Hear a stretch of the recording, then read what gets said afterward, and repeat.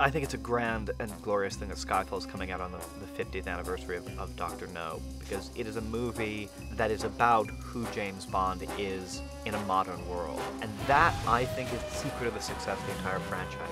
Barbara Broccoli and Michael Wilson and Cubby Broccoli have been very brave about letting him exist in his world. People say, if it ain't broke, don't fix it. That's probably a formula for complacency in our business, which can lead to the end of the series. So I think we're always looking for ways to give it new life and to rejuvenate it. I sat down with Sam and we talked about Bond.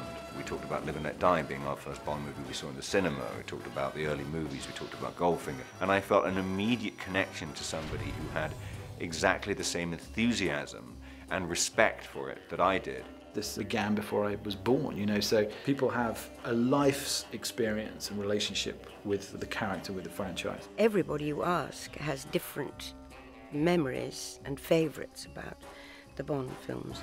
With each film you try to create something special. But they started with Dr. No, and they set the bar very high. There was a mixture of sex and violence, which I think at the time hit a nerve in audiences, i.e. that they liked it. But my mother disapproved of Bond to the extent that she had my father tear up a copy of The Man with the Golden Gun. 50 years is a long time for any series of films. I remember going to see the first one at the cinema. Who would have thought 50 years later they're still doing it? It's marvelous. First rule of show business, know your audience.